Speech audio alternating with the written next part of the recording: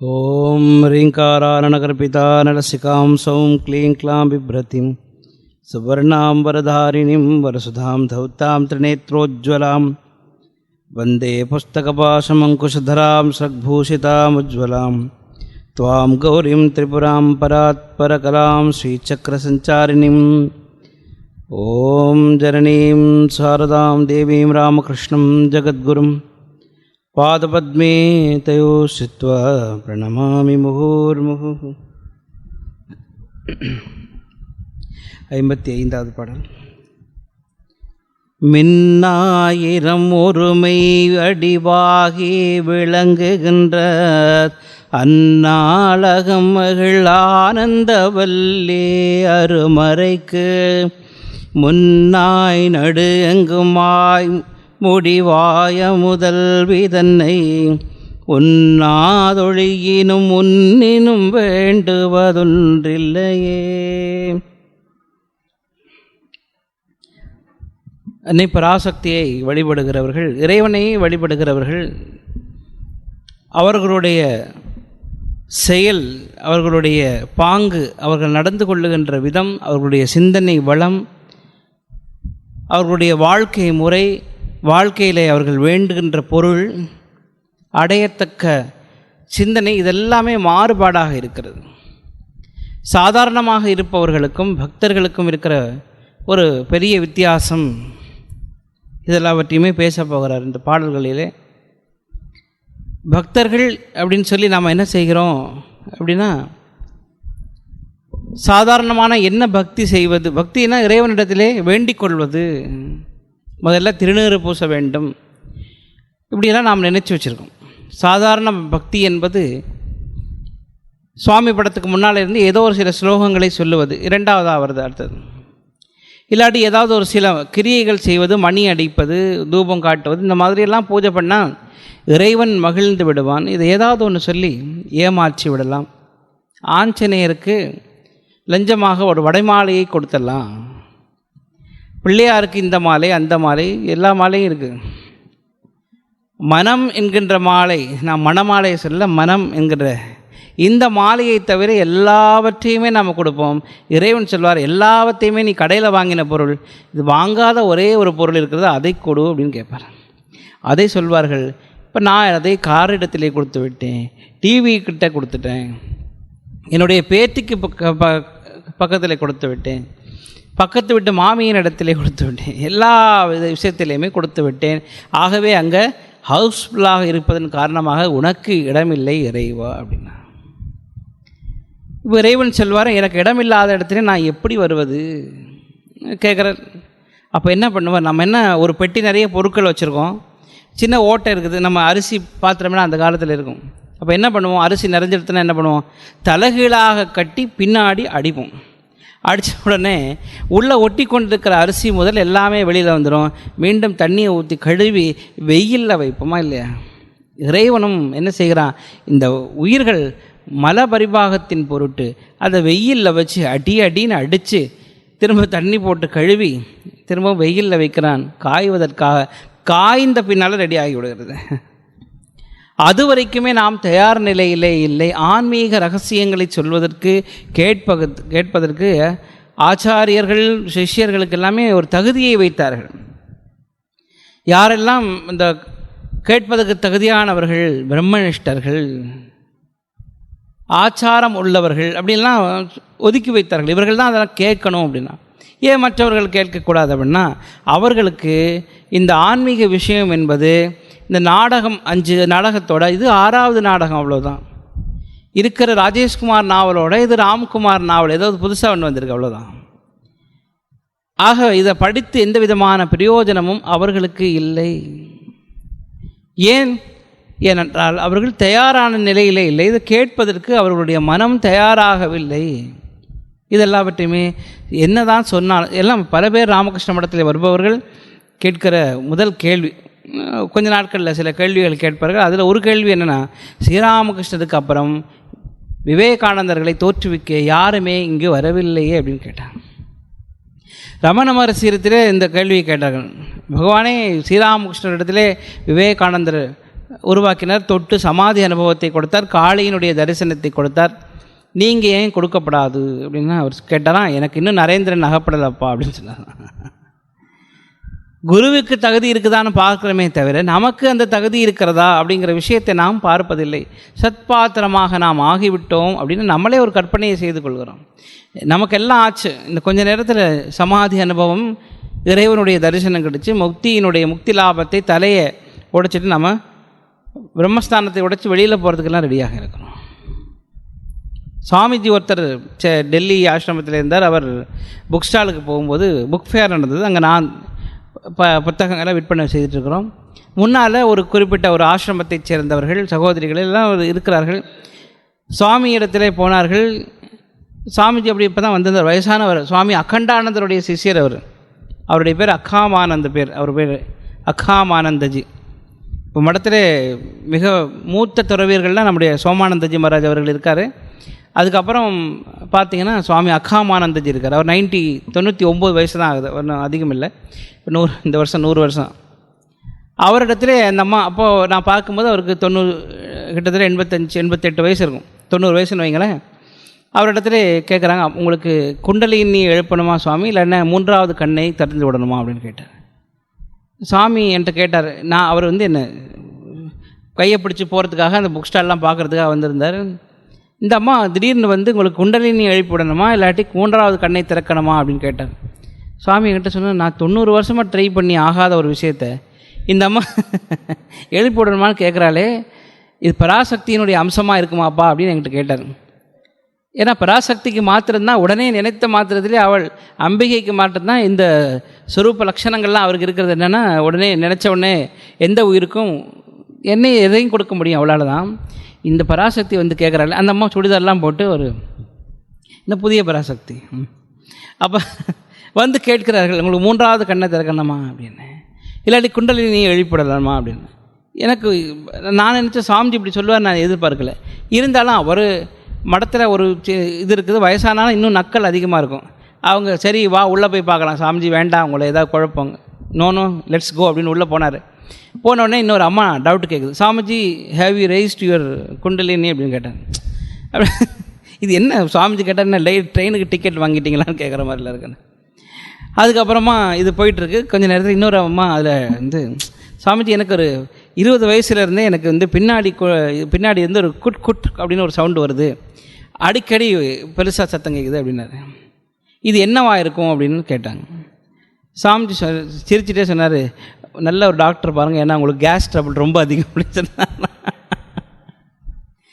ஆன்மீக வாழ்க்கை என்பது சாதாரணமாக இவங்களெல்லாம் நினைக்கிறது போல், ஏன்னா ஒரு மனிதனுடைய லட்சணமே தெரிந்து விடுகிறது. ஆன்மீகத்திலே போயிருக்கிறானா இல்லையா, இறைவனுடைய காட்சி கிடைச்சதா இல்லையா, அதுக்கெல்லாமே பெரியவர்களை பார்க்குறோமா இல்லையா, அவருடைய மனம் எங்கே இருக்கிறது, அவருடைய சிந்தனை எங்கே இருக்கிறது, அவருடைய வேண்டுதல்கள் என்ன இருக்கிறது, அவன் பக்கத்தில் போகிறவர்களுடைய நிலை என்ன ஆகிறது அப்படின்னா, அவர்களை பார்த்த உடனே நமக்கு ஆனந்தம் பொங்கி வருகிறது. இந்த உலகத்தினுடைய நிலையாமை எப்படி, ஒரு செத்த வீட்டுக்கு ஒரு சாவு விழுந்த வீட்டுக்கு நம்ம போகிற பொழுது இறந்தவருடைய உடலை பார்த்த உடனே நமக்கு நிலையாமை அப்படிங்கிற தத்துவம் நினைவுக்கு வருது. சொல்லியோ சொல்லாமல் அந்த இடம் நமக்கு அதை உணர்த்துகிறது, இது நிலையற்றது. வந்த உடனே என்ன உலகம், என்ன வாழ்க்கை, அங்கே சொல்லாதவர்கள் யாருமே இல்லை. நேற்று நல்லா இருந்தார் போயிட்டார், அந்த ஒரு செகண்டாவது ஒரு நிமிஷமாவது நமக்கு துறவு ஏற்படுகிறது. அதுக்கு தான் இறந்தவர்கள் வீட்டுக்கு போகிற பொழுது எல்லாருமே துக்கத்தோடு நம்ம போயிருந்தாலும் கூட அது ஒரு நிறைவை, மனதினுடைய திருப்பத்தை ஏற்படுத்துகிறதுன்னு பெரியவர்கள் சொல்வார்கள். அதான் குளித்து விட்டு இறந்தவர்களை பார்க்க போகும்போது குளித்து விட்டு போகிற சில கூட நான் பார்த்துருக்கிறேன். ஏன்னா அது புனிதமான ஒரு இடமாக பார்க்கிறார்கள். அதான் இறைவன் இருக்கிற இடம் இல்லையா, அது ருத்ரனாக காலனாக இருக்கிற இடம். ஆக நமக்கு ஆன்மீகம் என்பது சாதாரணமான ஒரு விஷயமாக, சந்தை பொருளாக ஆகிவிட்டது. இப்போ ஸ்பிரிச்சுவல் கடைகள் தான் இருக்குது, ஸ்பிரிச்சுவல் அது என்னவோ போட்டிருந்தாங்க, அங்காடி அதெல்லாம் இருக்குது, ஆன்மீக கடை அப்படின்னு போட்டிருக்கு ஒரு இடத்துல. நான் நினச்சேன் ஆன்மீகத்துக்கு கடையப்பட ஆரம்பித்தார்கள். ஆன்மீக கடை, ஆன்மீக பொருட்கள், சமய பொருட்கள் அப்படின்னு போட்டிருந்தா அது பரவாயில்ல, சமய பூஜைக்கு தேவை. அங்கே போனால் பாத்திரங்கள், பண்ட பாத்திரம் இருக்குது, சங்கு இருக்குது, வித்தியாசமாக இருக்குது, அவ்வளோதான். சில புத்தகங்கள் இருக்குது, ஜவமாலை வச்சுருக்கிறார்கள், குங்குமம் இருக்கும். இதை தவிர வேறு என்ன வச்சு விட முடியும், சாமி சிலைகள் இருக்கும். இது ஆன்மீக பொருளா இல்லாட்டி சமய பொருளா அப்படின்னு தெரியல. ஸ்பிரிச்சுவல் வேறு, ஸ்ரீமத் சுவாமி ரங்கநாதாஞ்ச மகாராஜ் நம்முடைய குருதேவர் சொல்லுவார், ஸ்பிரிச்சுவல் வேறு, ஆன்மீகம் வேறு. It is easy to become religious அப்படின்னு வர. ரிலீஜியஸ் மதம் உடையவர்களாக, மதக்காரர்களாக ஆகிறது easy. It is difficult to become spiritual அப்படின்னு சொல்லுவார். ஸ்பிரிச்சுவல் வேறு, மதம் வேறு. மதம் என்பது ஒரு ஆரம்ப கட்டம், ஒரு ஸ்கூல் பேர். ஆனால் ஆன்மீகம் என்பது அதை அனுபவித்ததுக்கு அப்புறமா அனுபவிப்பவர்களுடைய தெளிவு. அப்போ இது ரெண்டையும் நாம் புரிந்து கொள்ளாமலேயே போய்விட்டோம். இதெல்லாமே மையமாக வச்சு தான் இந்த அடுத்த 2-3 பாடல்களை சொல்ல வருகிறார். மின் 1000 கோடி, மின் 1000 ஒரு மெய் வடிவு ஆகி விளங்குகின்றது. அந்நாள் 1000 மின்னர்கள் போல ஒரு வடிவத்தை உடையவளாம் அன்னை. மின்னலுக்கு 2 சக்தி இருக்கிறது. ஒன்று தோன்றி மறைந்து விடுகிறது, அதனுடைய தோற்றமே வித்தியாசமாகுது. அதுக்கு மின்னலுக்கு உருவம் இருக்குதா அப்படின்னு கேட்டால் எல்லாரும் என்ன சொல்லுவீர்கள்? உருவம் இருக்கிறது. மின்னலுக்கு உருவம் இல்லையா அப்படின்னு கேட்டால் உருவம் இல்லை. மின்னலை பார்த்தீர்களா அப்படின்னா பார்த்தேன்னு சொல்லலாம், பார்த்து கொண்டிருக்கிறீர்கள்னா இல்லைன்னு சொல்லணும். அப்போ தோன்றியதா இல்லையா அப்படின்னு கேட்டால் தோன்றிற்று. என்ன ஆச்சு அப்படின்னா அது தோன்றினதாகவே அது அந்தர்முகமாக ஆகிவிட்டது. இப்போ மின்னலுக்கு நம்ம 1000, இறைவனுக்கு இதே வடிவந்தான். இறைவன் தோற்றம் உள்ளவனானா தோற்றம் உள்ளவர் போல தோன்றுகிறாளா அம்பிகை. அப்போ என்ன பண்ணுகிறாள்? இவர் கொஞ்சம் மேலே போய் சொல்கிறார், மின் 1000 கோடி, மின் 1000 ஒரு மெய் வடிவு ஆகி விளங்குகின்றது. மெய் வடிவுன்னா மெய்யனா உண்மை அப்படின்னு கூட எடுத்துக்கலாம், மெய்யனா நம்முடைய உடல் அப்படின்னு கூட எடுத்துக்கொள்ளலாம். அவருடைய உடல் அமைப்பு என்பது எப்படி இருக்கிறது? இவ்வளோ நேரம் சொன்னார், அவருடைய இடை, அவருடைய திருமார்பு, கழுத்து, கண் எல்லாமே பேசினவர். இப்போ எல்லாவற்றையுமே ஒரே வார்த்தையில் சொல்லி முடிக்கிறார். மின் 1000 ஒரு மெய் வடிவாகி விளங்குகின்றது. இந்த மின்னல் எல்லாமே சேர்ந்து ஒரு உருவமாக வந்தது போல தோன்றுகிறதாம் அவருடைய வடிவம். ஏன்னா அதை பார்ப்பதற்கு கண் கூசுவதனால சொன்னாரா, இல்லை தோன்றி மறைவதனால சொன்னாரா, இல்லை இது பார்ப்பதற்கு இலகுவானவள் அதெல்லாம் பார்க்குறோம். அந்நியல் அல்லாதவள் அப்படின்னு சொன்னார் ஒரு பாட்டில், முன்னாடி நம்ம பார்த்துருக்கோம். அந்நியல் அல்லாதவள், 2 நெகட்டிவ்னா ஒரு பாசிட்டிவ் அர்த்தம். அந்நியல்னால் தூரமாக, அல்லாதவள்னா இல்லாதவள். அப்போ 2 நெகட்டிவ் சொல்லிட்டார். அப்போ அது பாசிட்டிவ்னா அருகில் உள்ளவள் அப்படின்னு அர்த்தம். அந்நியல் அல்லாதவள், தூரமாக இல்லாதவள் அப்படின்னு அர்த்தம். அருகில் இருப்பவள்னு அர்த்தம். அருகில் இருக்கிறாளா அப்படின்னு சொல்லலை. யாருக்கு அப்படின்னா யார் அவளை வேண்டுகிறாளோ அவர்களுக்கு அந்நியல் அல்லாதவள். அவருடைய உருவம் எவ்வாறு இருக்கிறது அப்படின்னு கேட்டால், மின் 1000 ஒரு மெய் வடிவு ஆகி விளங்குகின்றது. அதனால் அம்பிகைக்கு பேர் சொல்லும்போது நம்ம முதல்ல இன்ட்ரோடக்ஷனில் சொன்ன மாதிரி அந்தர்முக சமாராத்யா பகிர்முக சுதுர்லபா. உள்ளே இருக்கிறவள், அவளை உள்ளே தேடுபவர்களுக்கு அவர் கிடைக்கப்பெறுகிறார், வெளியிலே அல்ல. அதனால தான் அவருக்கு ஹிருதயஸ்தா அப்படிலாம் பேர் சொல்லுகிறோம். உள்ளே வாழ்பவள், அனைத்திலும் உள்ளே அப்படின்னு சொன்னார். முதல்ல ஒரு பாடலில் சொன்னார், உள்ளே விளங்குபவள். எப்படி விளங்குகிறான்னா, மின் 1000 ஒரு மெய் வடிவாக விளங்குகின்றாள் அவளை. சரி, இதனுடைய நோக்கம் என்ன என்று கேட்டார்கள். ஆன்மீகத்தினுடைய நோக்கம் என்ன, எது, எப்படி நம்ம பேசணும் இல்லையா, அறிமுகத்தில் சொன்னது மாதிரி இந்த ஆன்மீகத்திலே உள்ளவர்களுடைய மனநிலை, அவருடைய சிந்தனை எப்படி பார்க்கலாம்? எப்படி அவருடைய குண்டலினி சக்தி வந்ததா, இல்லாட்டி ஞானத்தை அடைந்தார்களா, இல்லாட்டி உள்ளே வளர்ந்து கொண்டிருக்கிறார்களா அப்படின்னு பார்த்தா அவர்களுடைய பற்று எங்கே இருக்கிறது அப்படின்னு பார்க்கணும். உங்களுடைய பற்று எங்கே இருக்கிறது என்பதை வைத்து உன்னுடைய ஆன்மீகத்தில் நீ எங்கே இருக்கிறாய் அப்படின்னு சொல்லலாம். ஆனால் ஆவன்னா படித்திருந்தால் அந்த குழந்தை என்ன சொல்லுவான் நமக்கு, அந்த எல்கேஜியோ ப்ரீகேஜியோ அதெல்லாம் கேஜியில் இருக்குது, கிலோகிராம், அது எங்கே இருக்குது அப்படின்னு நம்ம சொல்லிடலாம். இதுவே அவன் 10th உட்காந்துட்டு அங்கே அவனுக்கு ஒரு கவிதை எழுதுவதற்கு, கட்டுரை எழுதுவதற்கு, சிறுகதை எழுதுவதற்கு தயாராக இருக்க வேண்டிய நிலை 10th அப்படின்னு தமிழில் நம்ம எல்லாம் வகுத்து வச்சுருக்கோம், பாடநெறிகள்லாம் வகுத்து வச்சுருக்கோம். அதுபோல் இந்த ஆன்மீகத்திலேயும் சில வரையறைகள் இருக்கின்றன. இது என்னென்னா, இது பை ப்ராடக்ட், இப்படி தான் இருக்கும் அப்படின்னு. ஒரு வெள்ளை துணி எவ்வாறு இருக்கும் அப்படின்னு கேட்டால் எப்படி சொல்லுவோம்? அது வெள்ளையாக இருக்கும், அப்படி தானே? ஒரு வெள்ளை துணி, வெள்ளை என்பது ஒரு நிறம் அல்ல. இருந்தாலும் நம்ம சொல்லுகிற பொழுது என்ன சொல்லுவோம்? வெள்ளை நிறம் அப்படின்னு தான் சொல்லுவோம். வெள்ளை என்பது ஒரு நிறம் கிடையாது. இருந்தாலும் அதுக்கு நாம் நிறமாக மாற்றுகிறோம். ஏன் அப்படின்னா, அது நிறமாக காட்சி அளிப்பதனால். வெள்ளைக்கு நிறம் கிடையாது, வெளிர் என்பதற்கு நிறம் கிடையாது. ஆனால் அதை பார்க்கின்ற பொழுது அதுக்கு வெள்ளைங்கிற ஒரு பெயரை நம்ம கொடுக்குறோம். நல்லா அதை புரிஞ்சுக்கணும். ஒரு சின்ன வித்தியாசம் தான் அதில். வெள்ளை என்பது ஒரு நிறம் கிடையாது, ஆனால் அது நம்முடைய கண்களுக்கு பார்வைக்கு படுவதனால் அதற்கு வெள்ளை என்று பெயர் வைத்திருக்கிறோம். அது பார்வைக்கு படாத போது அது வெளிர் நிறம். மின்னல் என்ன நிறம்? அது சிவப்பு நிறமா வெள்ளை நிறமா யாருக்கு தெரியும்? ஆனால் அதுக்கு நிறம் இருக்கிறதான்னு கேட்டால் இருக்கிறது. ஆனால் அது எதை கடந்து, எந்த மேகத்தையும் எந்த அளவு தூரத்தையும் கடந்து வருகிறதோ அதனுடைய நிறத்தை பெற்றுக்கொள்கிறது. அப்போ ஆன்மீகத்திலே, ஆன்மீக வாழ்க்கையில் வளர்பவர்களுடைய முதலாவது கட்டம் எப்படி இருப்பார்கள்னா, பற்று அற்றவர்களாக இருப்பார்கள், பற்று குறைந்தவர்களாக இருப்பார்கள். வெளியிலே இருக்கின்ற பற்றுக்களை தீர்த்து கொண்டவர்களாகவும் அவர்களுடைய பற்றினுடைய தன்மை உள்ளே சென்றதாக இருக்கும். உள்ளே இருக்கின்ற இறைவனை நினைத்து கொண்டிருப்பவர்களாக, அவருடைய மனம் விரிவடைந்ததாக இருக்கும்னு அர்த்தம். உள்ளே போச்சுன்னா தனியாக சுயநலவாதியாக இருப்பாளா அப்படின்னு கேட்கலாம். இல்லை, அவர்கள் மற்றவர்களுக்காகவும் ஏக்கம் கொள்கிறவர்களாக, மற்றவர்களுக்காக சிந்தனை செய்பவர்களாக இருப்பார்கள். ஒரு குழந்தைகளுக்காக வேண்டாமல் பல குழந்தைகளை பற்றி அவர்கள் யோசனை செய்வார்கள். சமீபத்திலே சென்ற ஞாயிற்றுக்கிழமை நான் ஒரு கூட்டத்துக்கு போயிருக்கிறேன். அங்கே ஒரு 2 பக்தர்களுடைய அவர்களுக்கு ஒரு நினைவஞ்சலி, 3 பக்தர்களுக்கு நினைவஞ்சலி. அதில் பேசுகிற பொழுது நான் சொன்ன ஒரு விஷயம் என்னென்னா, ஆன்மீகத்திலே நிறைவு பெற்றவர்கள் ஆன்மீக வாழ்க்கை வாழ்ந்தார்கள் என்பதற்கு எப்படின்னா, நாம் முதல் பாட்டில் பார்த்தோம், தவம் செய்தவர்களாக இருப்பார்கள். எது தவம்? இறப்பையும் பிறப்பையும் வென்றவர்களாக இருப்பார். முதல் சில பாடம் 2-3 வகுப்புக்கு முன்னாடி நம்ம பார்த்தோம். பிறவி, மரணம் பிறவி இரண்டையும் கடந்தவர்களாக இருப்பார்கள் சொல்லி அபிராமி பட்டர் சொல்கிறார். அப்போது இந்த மரணத்தை வென்றவர்கள் அப்படின்னா, அதில் ஒரு அம்மா, அந்த 3 அம்மாமார்களிலே அவங்களுக்கான நினைவஞ்சலி. அந்த ஒரு அம்மாவை பார்க்க நான் ஹாஸ்பிட்டல் போயிருக்கிறேன். நம்ம இங்கே இருக்கிறது ஒரு ஹாஸ்பிட்டல். போயிருக்கும்போது அவர்கள் தமிழிலே மிகச்சிறந்த ஒரு பண்டிதை. இன்னொன்று ஏன் அவர்களுடைய மரணத்தில் எனக்கு மிகப்பெரிய வருத்தம் என்னென்னா, அதாவது என்னுடைய பாட்டையும் ரசித்து கேட்ட ஒரே ஒரு அம்மா அவங்க தான்.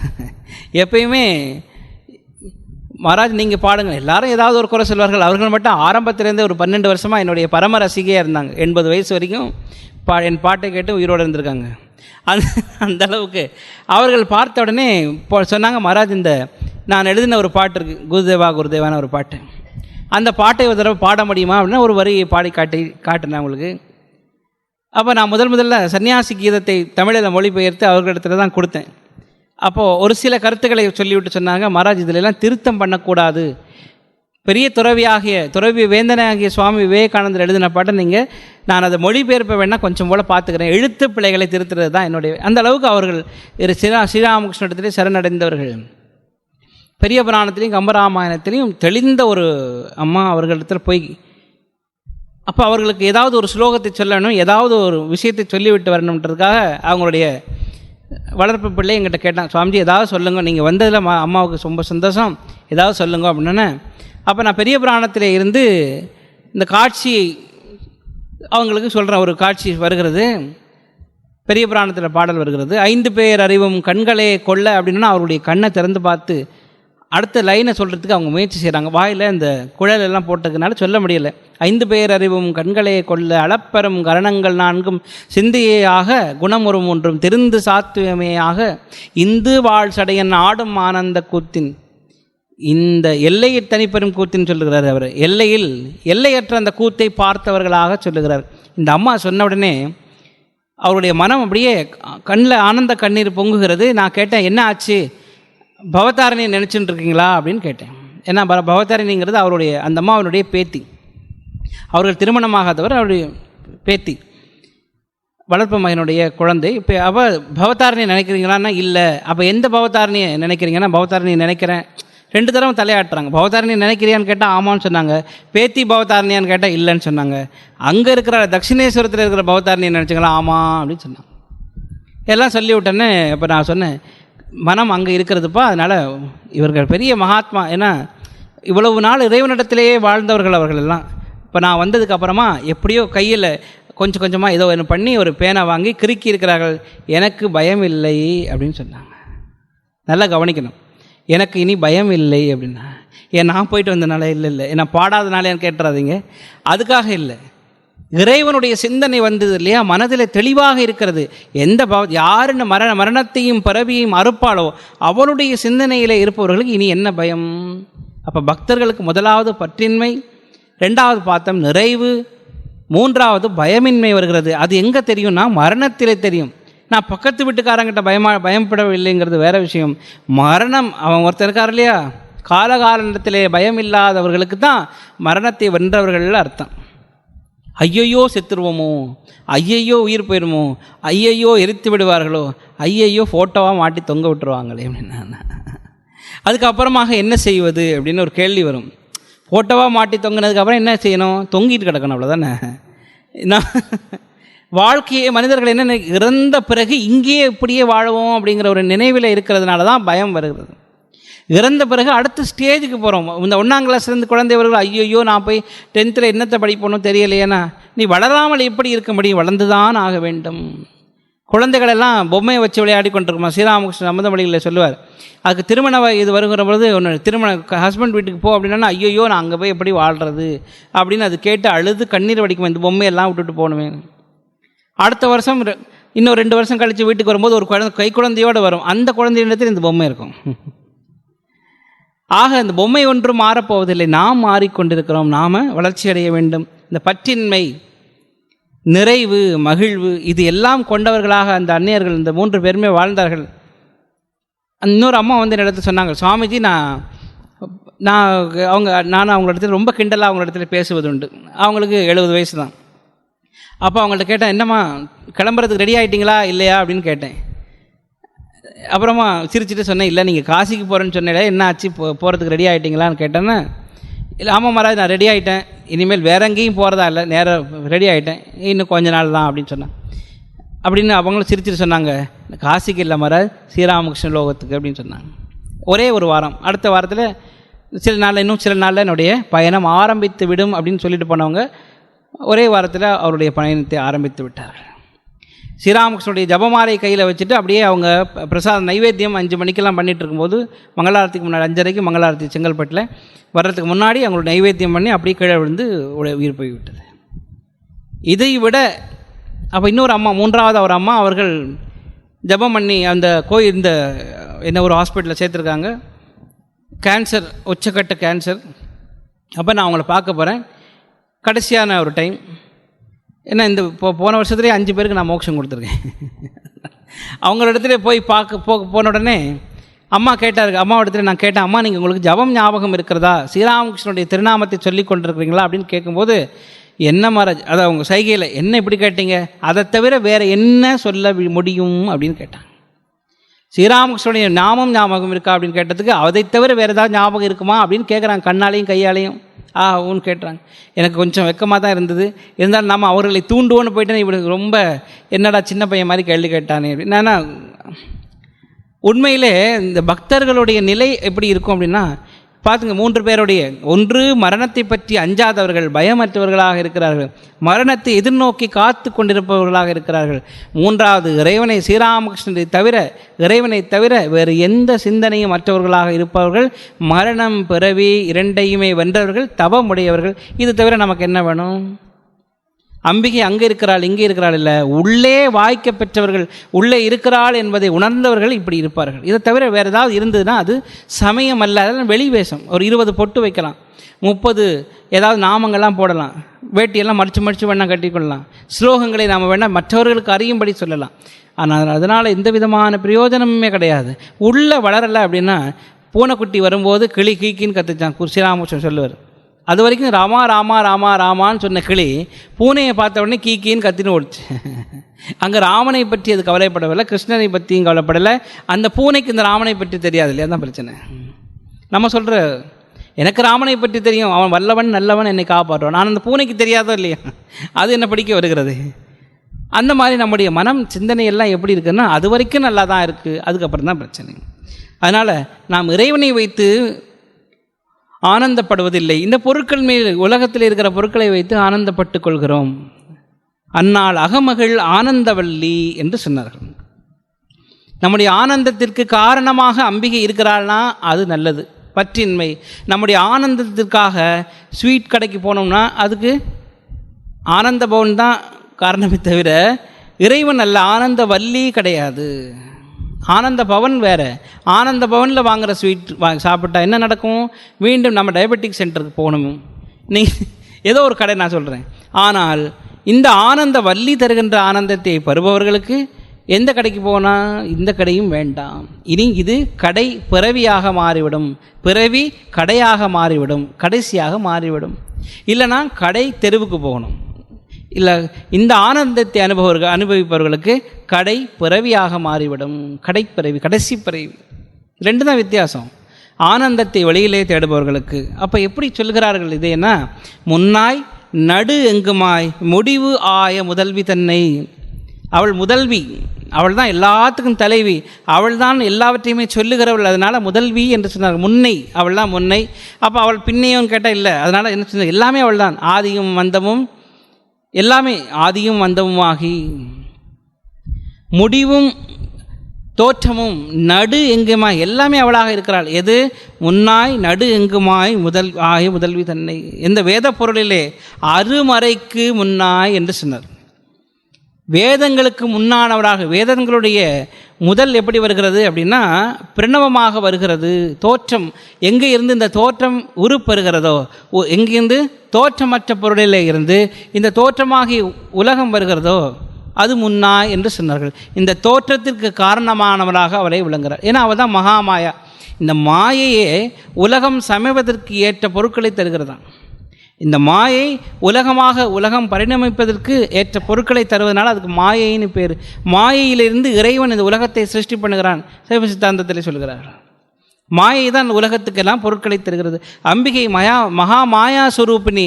இந்த படைப்பிற்கு அவளே முதல்வியாக இருக்கிறாள், அருமறைக்கும் அவளே முதல்வியாக இருக்கிறாள். எப்படி? பிரணவமாக இருக்கிறாள். இந்த பிரணவத்திலே இருந்து உலகம் தோன்றுகிறது. நடு எங்குமாய், நடு என்பது பிராமணங்களை பற்றி சொல்ல, அது கூட சொல்லலாம். நம்ம கிரியைகளை பற்றி சொல்லலாம். நாம் எப்படி இந்த உலகத்தில் இருந்து விடுபடுவது, முதல் உலகத்தில் வந்திருக்கிறோம், அதிலிருந்து விடுபடுவதற்காக கிரியைகளை எல்லாம் யோசனை பண்ணுகிறோம். கடைசியாக முடிவு ஆய, அவள் தான் முடிவு என்பதனால, முடிவு என்பது இதுக்கெல்லாம், இந்த கிரியைகளும் இதெல்லாமே நமக்கு அவ்வளவு பெரிய முடிவை தருகாது. என்ன நம்முடைய முடிவு என்பது என்ன? வேதங்களினுடைய முடிவு உபனிஷதங்கள். வேதாந்தம் என்பது, வேதாந்தம் அப்படின்னா ஃபிலாசபி இல்லை, வெட்டி வேதாந்தம் பேசுகிறான் அப்படின்லாம் சொல்லுவாங்க நம்ம ஆட்கள். அதுக்கு அர்த்தமே இல்லை. வெட்டி வேதாந்தம், வறட்சி வேதாந்தம், இதெல்லாம் பேசுறது என்னென்ன அர்த்தம் எனக்கு இன்னுமே புரியல. ஆனால் வேதாந்தம், வேதங்களுடைய முடிவு என்பது என்ன? வேதத்தினுடைய முடிவு என்பது நீயே அந்த பரம்பொருள், அதுதான் வேதாந்தம். அதை தான் உபநிஷதங்கள் சொல்கிறது. நீயே அந்த பூரணமான பொருள், நீயே பயமற்ற பொருள், நீயே ஆனந்தமான பொருள், நீயே நிறைவான பொருள் அப்படின்னு சொல்லுகிறது. உனக்கு எதுக்கு இந்த உலகம் அப்பா, இதெல்லாம் வேண்டாம் அப்படின்னு சொல்லுகிறது. நீ பெரியவன், நீயே சர்வசக்திமான் அப்படின்னு சொல்லுகிறது வேதாந்தம். அதை தான் வேதாந்தம். வறட்சி வேதாந்தம்னு தெரியல, அது திருவாரூரில் இருந்திருக்குமோ என்னவோ. திருவாரூர் பக்கம் வறட்சியாக இருக்கு இல்லையா? ஆனால் வேதாந்தம் என்பது திருவாரூரில் தான் இருக்குது. உங்களுக்கெல்லாம் தெரியும், திருவாரூர் தியாகேசனை தான் பெரிய கோயில் பெருமான் என்று சொல்வார்கள். நடராஜனை கோயில் பெருமான்னு சொல்வார்கள்.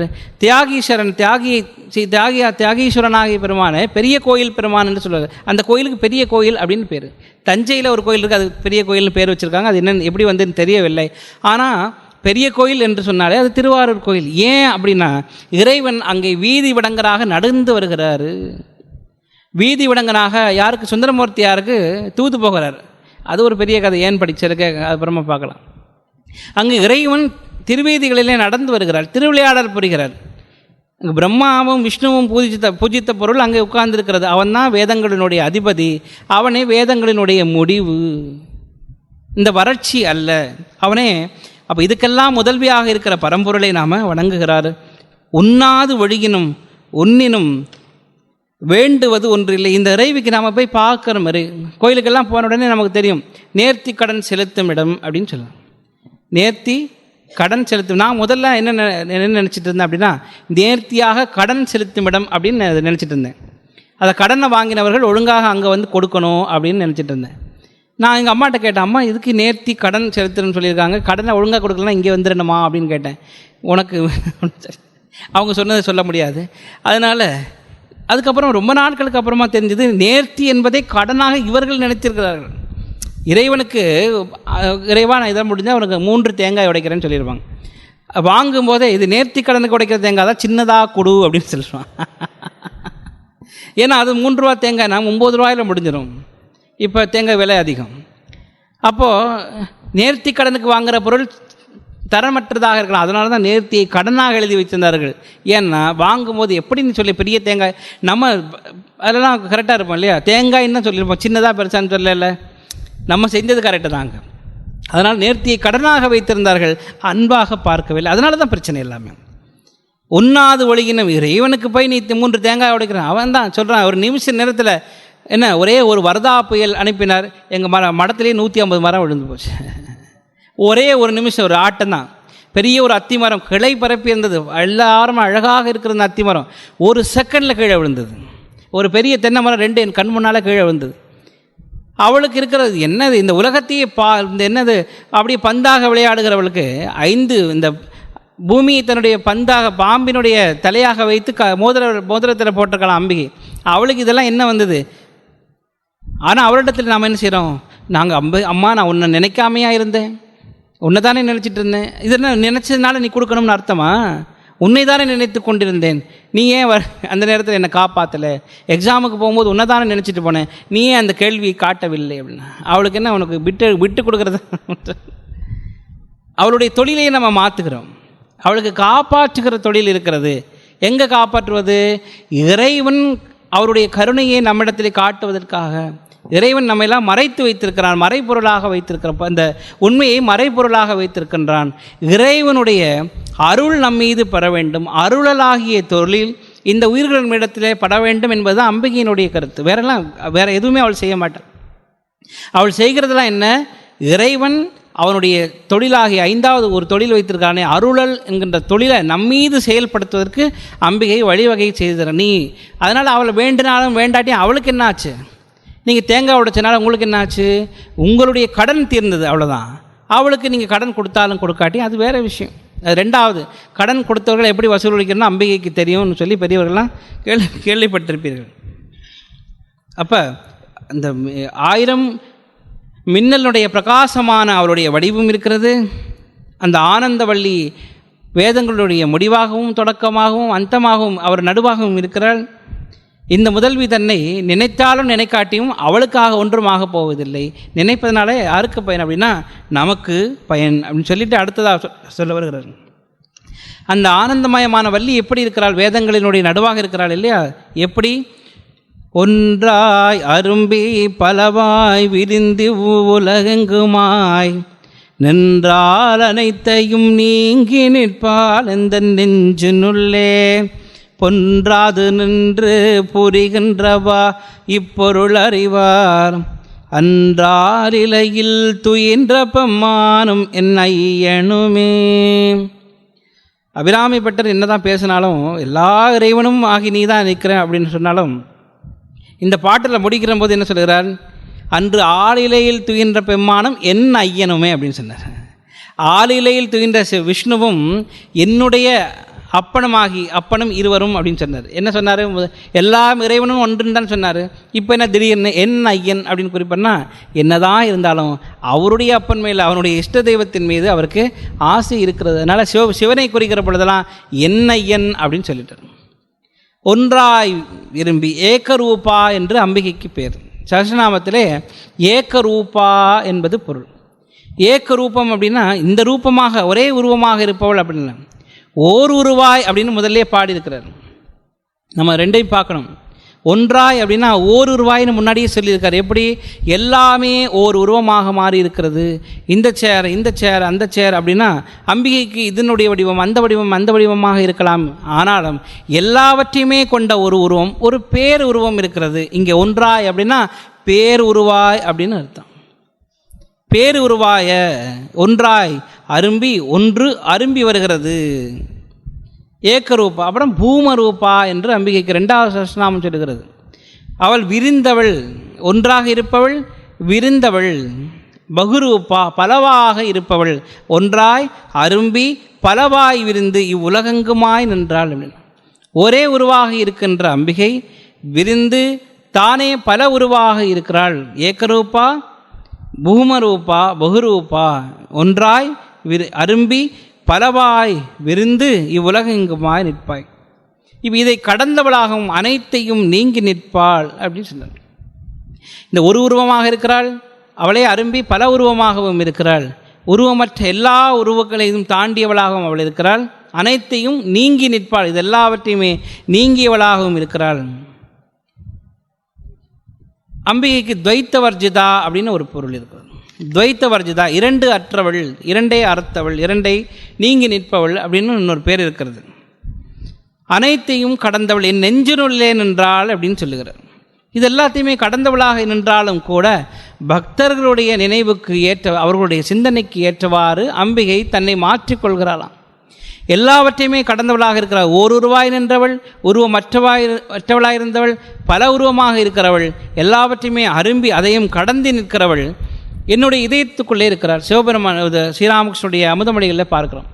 ஐஸ் கட்டி சில நேரத்தில் என்னவாக இருக்கிறதாம், ஐஸ் கட்டியாக மாறுகிறது. ஐஸ் தண்ணி எல்லாம் என்னவாகிறது, ஒரு இடத்துல கட்டியாக மாறுகிறது. அது மாதிரி அம்பிகையினுடைய இறைவனுடைய லீலைகளிலே அவள் பக்தர்களுடைய அன்பிற்கு இறங்கி அவள் காட்சி தருகிறாள். இந்த பராசக்தின்னு ஒரு படத்திலலாம் பார்த்துருப்பீங்க. ஒரு மீனவன் அங்கே உட்கார்ந்துருப்பான்.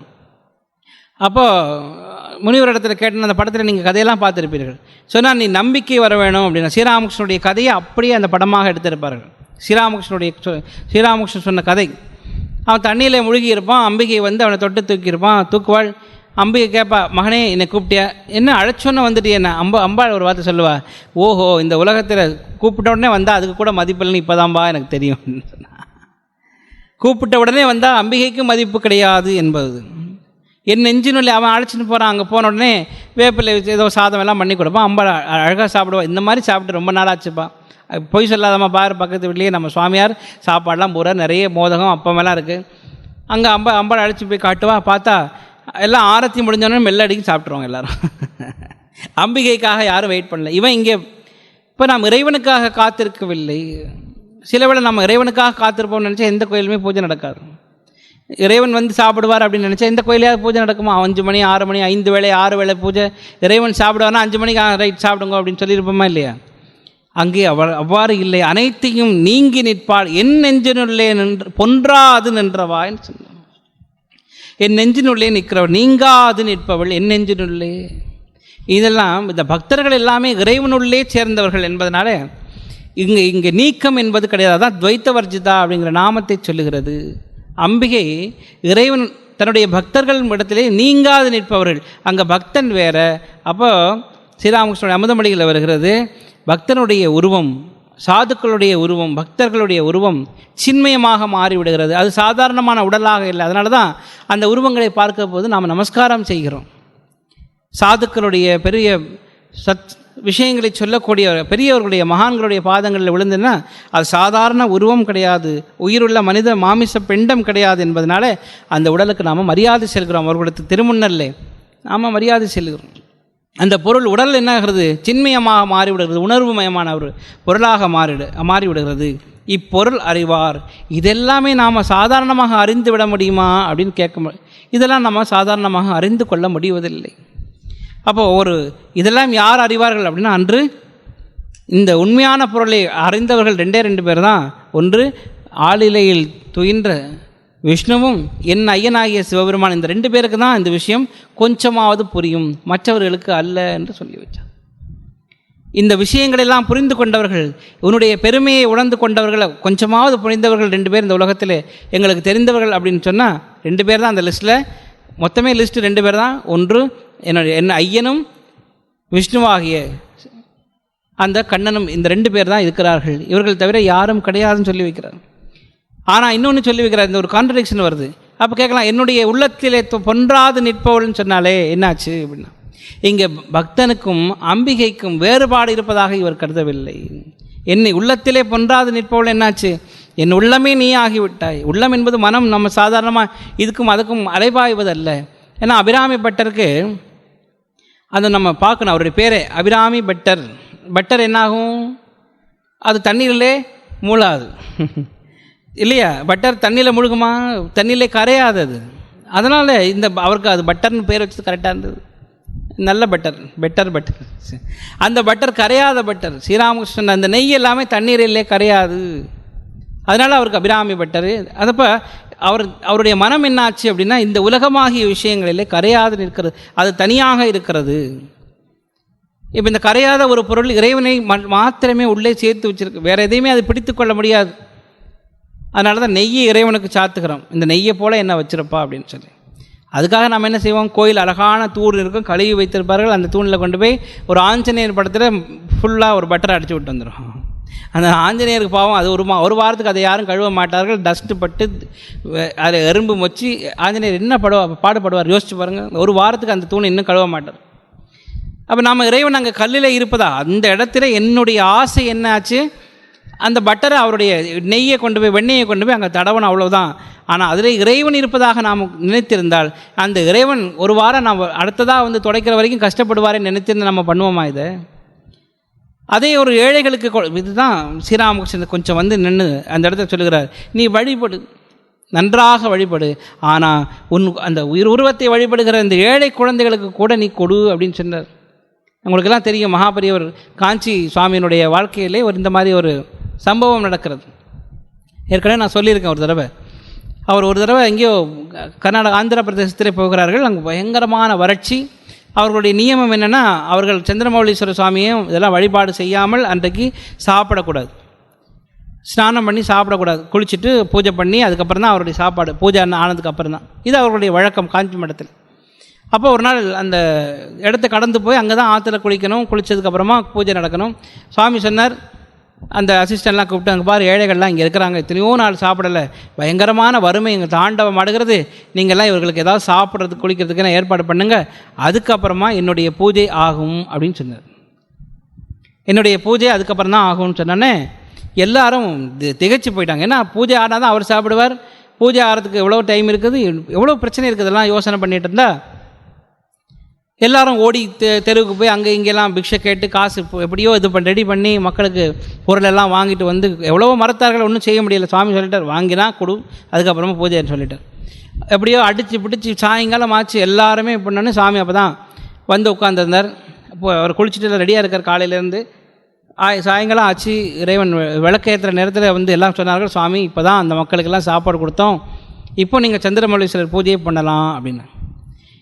காலங்காலமாக இடைவிடாத அந்த பூஜையை சுவாமி சொன்னார். அதுதான் இப்போ 2 மணி நேரத்துக்கு முன்னாலுமே ஆயிடுச்சடா அப்படின்னு சொன்னார். 2 மணி நேரத்துக்கு முன்னமே சந்திரமௌலீஸ்வரருக்கு பூஜை ஆச்சு. அந்த கல் விக்கிரகத்துக்கு அல்ல, அந்த உயிருள்ள விக்கிரகங்களுக்கு. ஸ்ரீராமகிருஷ்ணனுடைய எல்லா பரமஹம்சர்களுமே, எல்லா இறைவனுடைய பக்தர்களுமே, எல்லா பெரியவர்களுமே அந்த இறைவனை அந்த கல்லிலே மாத்திரம் காணாமல் அந்த உயிர்களுக்குள்ளேயும் பார்த்தார்கள். அதனால் அவர்கள் மகான்களானார்கள். நமக்கும் அவங்களுக்கு இருக்கிற வித்தியாசமாக தான். நம்ம கோயிலிலே மாத்திரமே சுவாமி விவேகானந்தர் சொல்ல, நீ கோயிலிலே மாத்திரமே சிவபெருமானை பார்த்து உடம்பெல்லாம் நீ வரிப்புரி மாதிரி திருநீரை பூசினாலும் ஒன்றும் நடக்காது. எல்லா உயிர்களிலுமே இருக்கிற அந்த சிவபெருமானை நீ காண வேண்டும். ஏன்னா நம்ம பார்த்துட்டு வெளியில் வரோம், அவனுக்கு ₹1 நமக்கு கொடுப்பதற்கு மனம் வரவில்லை. யாரையாவது பற்றி விடணும்னா முடியாது, பயமில்லாமல் இருந்தால் முடியாது. எல்லாமே கோயில் வாசனை கடந்த உடனே அந்த பேய் பிசாசனை நம்மளை அப்படி கப்புன்னு அழுத்தி பிடிச்சிருது. ஸ்ரீராமகிருஷ்ணன் சொன்னார், கங்கைக்கு போகும்போது கங்கையில் எல்லாருடைய பாவம் போகுமான்னு ஸ்ரீராமகிருஷ்ணத்தில் கேட்குறாரு. சொல்கிறார், போயிடுது, ஆனால் என்ன பண்ணும், பல பேருக்குடைய பாவம் அங்கே இருக்கிற மரத்தில் உட்காந்துருக்கும், நீ குளிச்சுட்டு வந்ததுக்கப்புறம் மீண்டும் உன்னையே பிடிச்சிக்கொள்ளும்னு சொல்கிறார். அந்த மாதிரி நம்முடைய எண்ணங்கள் சிந்தனைகள்லாம் கோயில் செருப்போடு கழட்டி வச்சுட்டு போக மாட்டோம். கர்ப்ப கிரகத்திலே அம்மா தாயே காமாட்சி கற்பகாம்பா எல்லாமே நடக்குது தான், திருநறு உள்ள. அதுலேயும் பல பிரச்சனைகள் எல்லாம் இருக்குது நமக்கு. அதெல்லாம் பார்த்து விட்டு வெளியில் ஏண்டா கோயிலுக்கு வந்தோன்னு நினச்சி வெளியில் அந்த செருப்பு காணாமல் போய் அதை தேடி பிடிச்சி இவ்வளோ பிரச்சனைகளுக்கு மத்தியில் கடவுள் சிந்தனையில் வந்திருக்காது மக்கள். இப்போ இதை யோசிச்சு பாருங்கள், நம்ம போன பிரயோஜனம் என்ன ஆச்சு? நம்முடைய மனம் எக்ஸ்பேன்ஷன் ஆச்சா, விரிவடைந்ததா, பயமில்லாதவர்களாக வந்தோமா, பற்றற்றவர்களாக இருக்கிறோமா? இதெல்லாமே நம்ம பார்க்கணும், இதெல்லாமே டிக் அடிக்கணும். எக்ஸாம் வச்சு தான் உங்களுக்கு சர்டிஃபிகேட் கொடுப்பார்கள் இல்லையா, அந்த பிஏ பிகாம் அதெல்லாம். இன்னும் அந்த மாதிரி நமக்கும் இதெல்லாம் இருக்கு இல்லையா, இறைவனும் இதெல்லாம் டிக் அடி பண்ணி பற்றின்மை உள்ளவனா இல்லை அப்படின்னா அரியர், திரும்பவும் வா எக்ஸாம் எழுது. அப்போ ஆரம்பத்திலேருந்து நம்ம ஆரம்பிக்க வேண்டி இருக்கிறது. இதெல்லாமே ஏன் இப்போது நம்ம சொல்லுகிறோம்னா, அம்பிகையினுடைய வாழ்க்கை நம்ம பார்க்குறோம். அன்னை சாரதா தேவியினுடைய வாழ்க்கையை பார்க்குறோம். முழுவதுமாக ஆனந்தம் உள்ளவர், ஆனந்த வல்லி அப்படின்னா அவளுக்கு தான் பேர். ஏன்னா வள்ளி அப்படின்னா கொடி அப்படின்னு அர்த்தம். இந்த ஆனந்தத்தை நீங்கள் தூக்கி கொடுப்பது அல்ல, இப்படி கொடுக்கறது கிடையாது. ஆனந்த வல்லினா அது அப்படி புரித்து அப்படியே உள்ளிருந்து வெளியில் வருவது. ஆனந்தம் அந்த பொருட்கள் எல்லாமே பற்றி கொள்கிறது, அப்படியே பற்றி கொண்டு எல்லா இடத்துலையுமே அதே ஆனந்தத்தை ஏற்படுத்துகிறது. சாதாரணமாக வந்து கொடுப்பது அல்ல, இருப்பதை அது மொட்டு அவிழ்த்து விடுவது, கட்ட அவிழ்த்து விடுவது, உள்ளே இருப்பதை தூண்டி விடுவது. அதுதான் ஆனந்த வல்லி அப்படின்னு சொன்னார், கொடியாக இருப்பது. ஆனந்தம் என்பது ஒரு பாரமாக இருக்காது. ஆனந்தம் என்பது அது ஒரு பாரமற்ற ஒரு பொருள். ஆனந்தம் உள்ளே இருந்து அப்படி தோன்றி வருகிறது, உள்ளே இருக்கிறதுனால அப்படி சொன்னார்கள். அப்போ ஆனந்தம் மின்னலாக, அம்பிகை மின்னல் கொடியாக. மின்னல் என்பது நமக்குள்ள தோற்றத்தை ஏற்படுத்துகிறது. என்ன தோற்றம்?